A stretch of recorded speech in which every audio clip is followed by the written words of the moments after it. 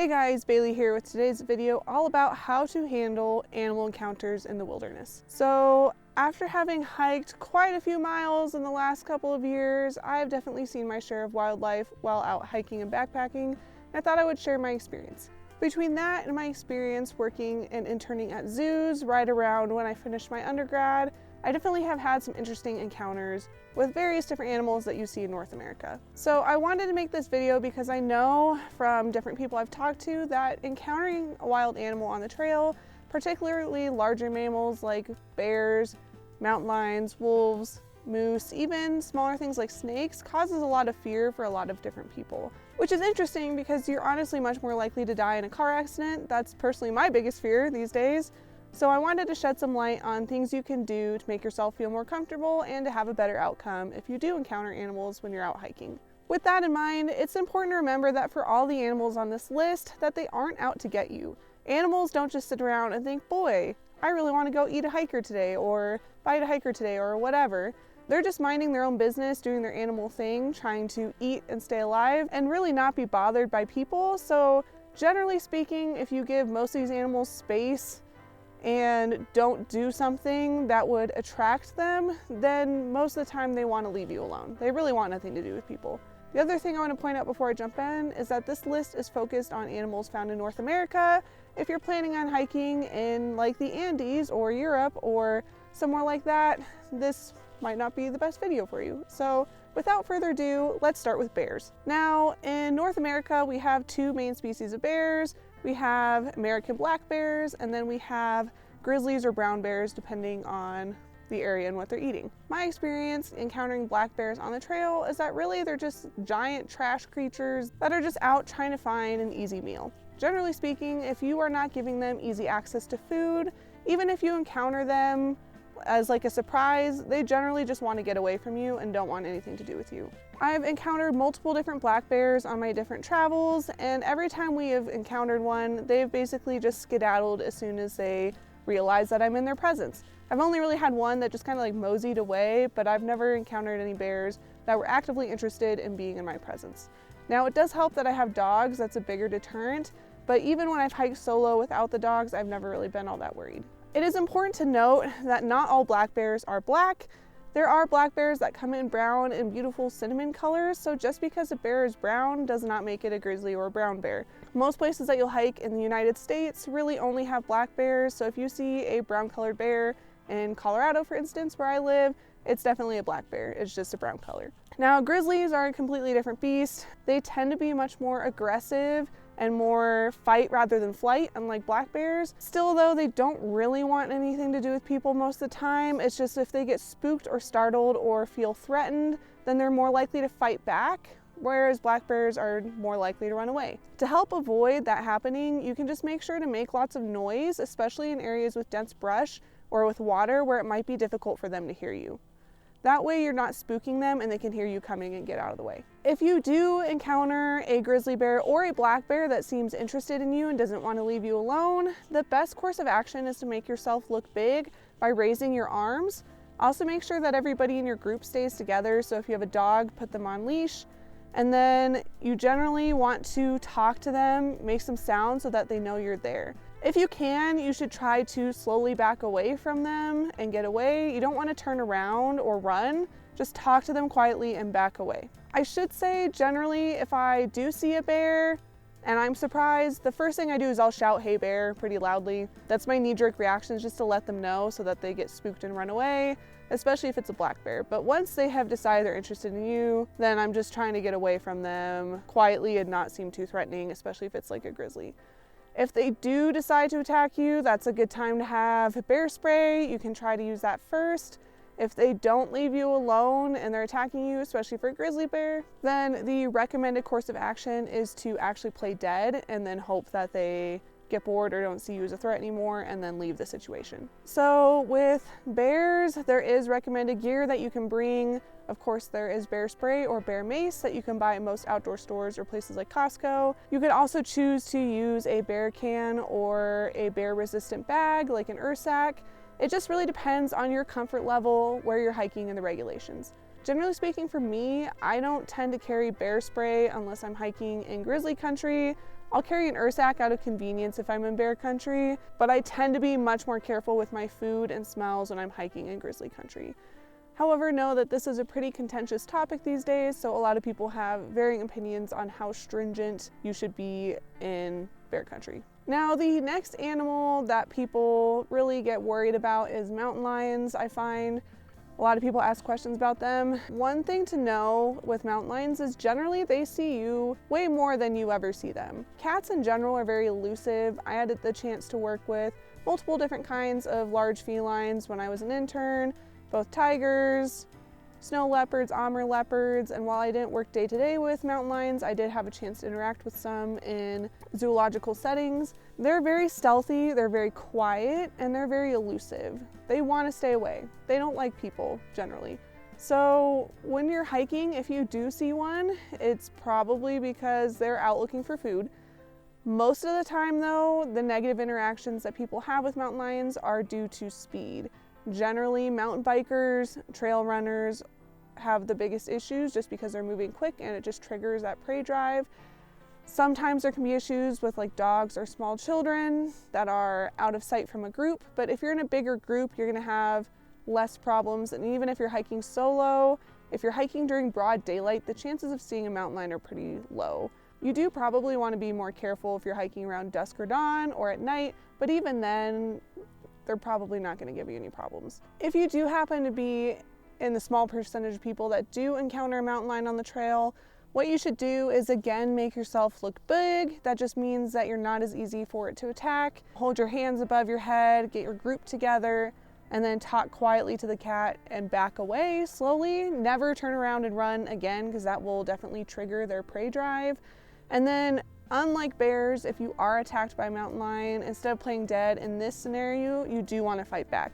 There have been people that have successfully fought off mountain lions before, so you do want to make that move if that were to happen. But the chances of that happening, especially as a hiker, is so low that it's not something I would lose sleep over by any means. The next thing on my list is canines, both wolves.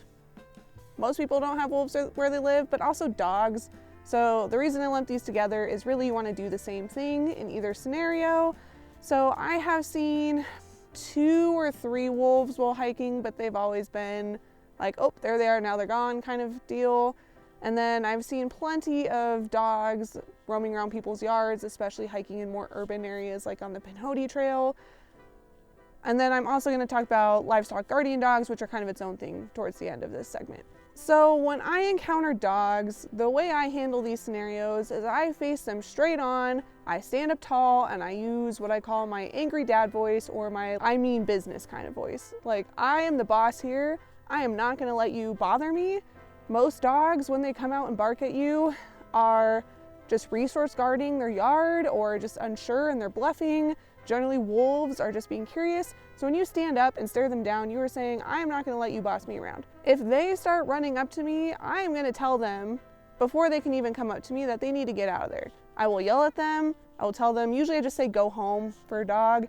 If it is a dog, I will even run up to them first and kind of make the first move and be like, nope, you're getting out of here. I don't want to deal with you. I'll use my trekking pole and tap it on the ground towards their feet. Dogs are very receptive to pressure, and so they feel that and they want to back away. You can also use rocks. I've heard of that with wolves, that you can throw rocks at them if they won't leave you alone and they get too close.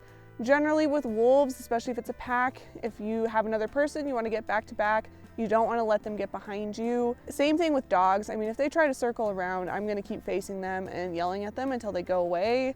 I keep my own dogs close, and I've never had a problem just yelling at them and being really assertive. Livestock guardian dogs, like Great Pyrenees, Maremmas, any dogs that you see guarding flocks of sheep are going to be a little bit different. So from my experience working with sheep herding dogs, most dogs in general are very receptive to pressure. However, livestock guardian breeds have been bred to go into pressure. So essentially, right, they're there to protect the stock from coyotes, wolves, mountain lions, other predators. So if they feel threatened, they're going to turn around and like attack that essentially. So if you see a flock of sheep and there's a guardian dog with it, generally you want to give them a wide berth, as much room as you can. You know, don't act assertive with them at all. Unlike with other dogs, you just want to be like, I'm not here to hurt you, just doing my thing. Try not to cut through the stock or the sheep if you can. Try to go around or wait for them to move. Even hiking with my own dogs, we've encountered plenty of herds of sheep in Colorado, all over the state, and I've never had an issue with guardian dogs. I've had one that was like actually pretty close when we were hiking the Maroon Bells, and as long as we just stood and waited for the sheep and the dogs to move, we didn't have any issues. I think the problem is when people get too close and don't kind of back up and give them space. It can be a lot scarier when they come up and bark at you. So basically just being patient and waiting for them to move is the best bet with LGDs. So moose is an interesting one. I feel like a lot of people kind of fearmonger moose online just because there are more attacks than you would think of moose coming after people. However, when I lived in Alaska, I saw moose several times a week the entire winter. The place where I lived adjoined some like moose habitat protection property, wildlife management type area. I would see them all the time on my drive to work. I saw them at work. I saw my students chase them, and then I'd see them quite frequently when I was walking with the dogs just in our own neighborhood. So really, after seeing plenty of moose in my lifetime, I don't find them too scary, but I also know what sets them off and when to be respectful. So generally with moose, the biggest issue that people have is when they let their dogs chase them. The dog runs down there, the moose gets mad, the dog runs back, and then the moose runs back and either stomps the dog or can potentially attack you as the owner. So it's super important if you have a dog to keep them under control. I don't necessarily think that means using a leash if your dog is extremely well trained. As I said, I saw them on our daily walks quite frequently and my dogs were off leash, and because my dogs were well trained, I never had an issue. But if you don't know how your dog is going to react, then it's best to keep them on a leash. When you do come up to them on trail, if you can give them space, that's always a good move. You don't want to get too close if you can help it. And then also just understanding which moose are more likely to be aggressive.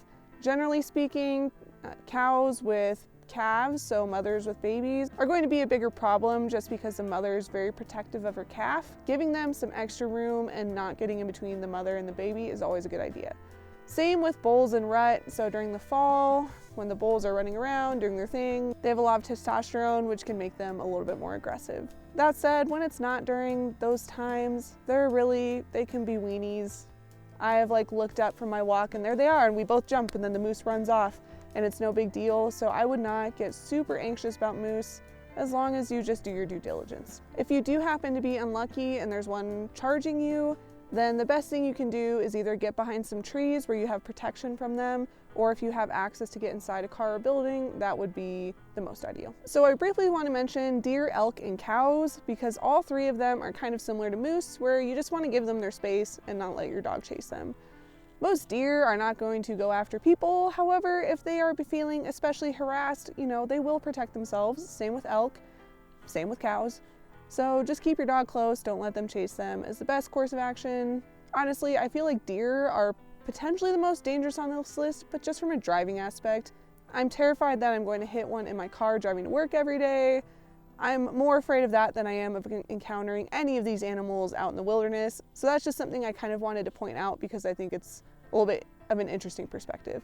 With cows, they should be at least a little bit more habituated people from being worked by ranchers, but if you encounter them on BLM land or Forest Service property where they're grazing, then same thing, just be careful of mothers with babies or bulls. If they're on the trail, as long as the whole group is together and they're not split up, I just walk towards them.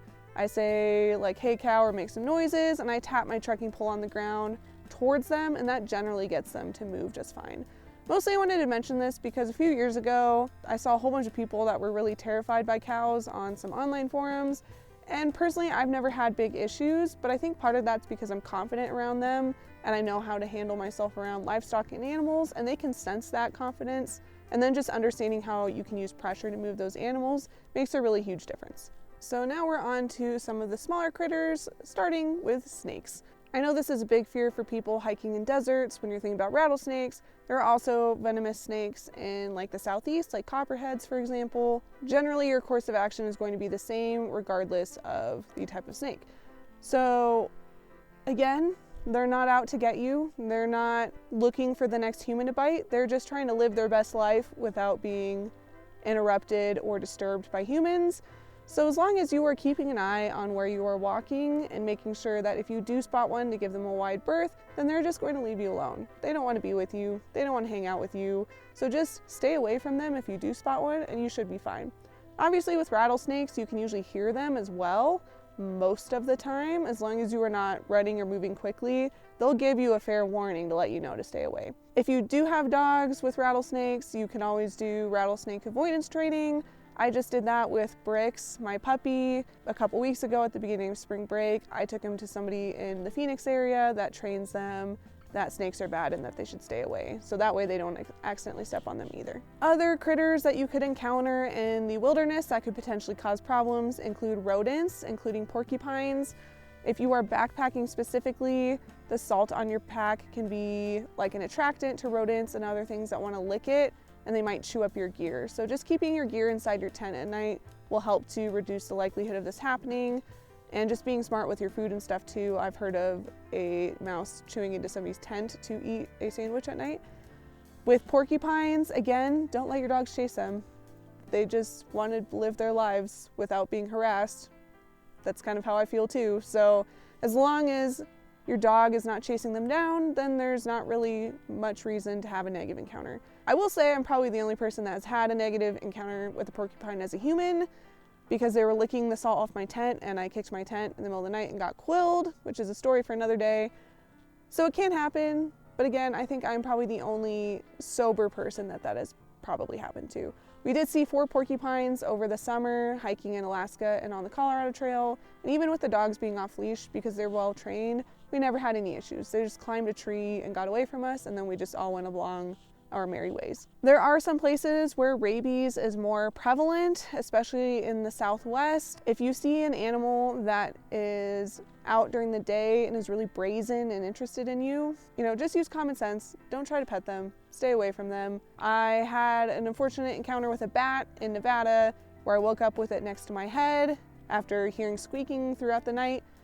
So if you do have something like that happen or do get bit by an animal, then just make sure that you go into the hospital and get treated for rabies with immunoglobulins to kind of jumpstart your immune system, and then you'll need 4 rounds of rabies vaccinations.